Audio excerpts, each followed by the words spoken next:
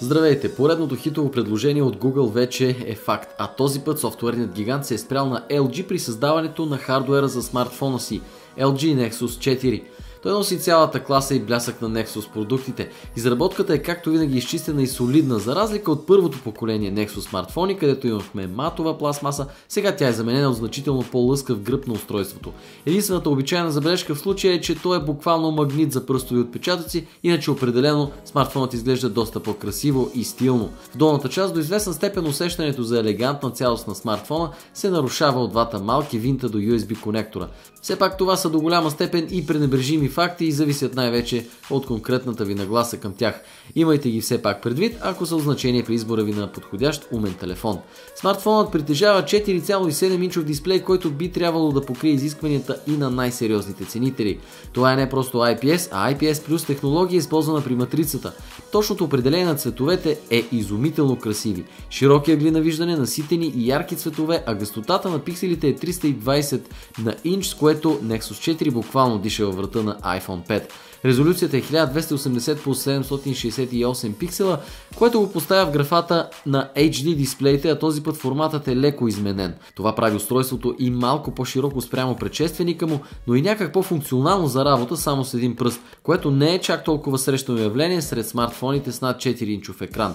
Реакцията на дисплея също заслужава похвала. Тя е ключов елемент за потребителското изживяване с всеки телефон, а за пореден път Nexus устройствата ни предлагат чудесна сензитивност, осигуряваща плавна и бърза работа с телефона. Стъклото е подсилено с Corning Gorilla Glass за по-висока устойчивост и надраскване при удари. Производителността е поверена на 4-ядрения процесор на Qualcomm Snapdragon S4 Pro с тактова честота от 1,5 ГГц.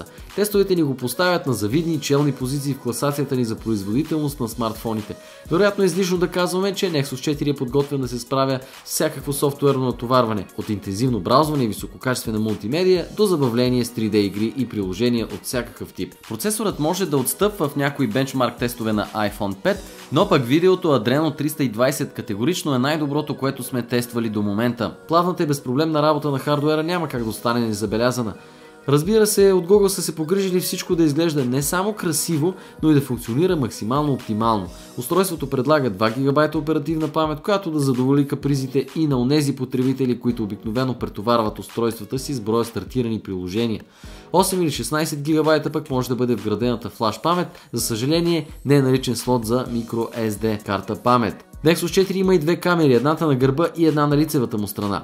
Качествата им ще наречем по-скоро средни. Освен стандартните връзки като Wi-Fi, Bluetooth и GPS, налична и NFC технология за пренос на данни, а Nexus 4 предлага и безжично зареждане на устройството посредством допълнителен аксесуар, който се очаквате първа на пазара. Все пак обаче физически контакт между него и смартфона ще е задължителен, когато батерията ви има нужда от презареждане. Това определено е забавно, но честно казвам според нас до някъде излишен бонус или поне докато на бял свят масово не се появи безжична система, която да позволява зареждане поне от известно разстояние. За финал няма да е преувеличено да кажем, че Google Nexus 4 за момента е едно от най-добрите, ако не и най-доброто Android предложение на пазара. Ако се спрете на него, едва ли ще сбъркате в избора си. Напоследък Google рядко участват в хардуерни проекти при високопортативните устройства, които да не са успешни.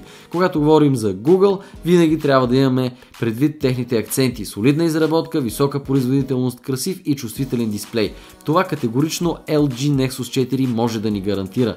Подробни тестове на модела може да намерите на news.smartphone.bg в ревюто на Симеон Николов. Чао от мен, Георги, до следващия път!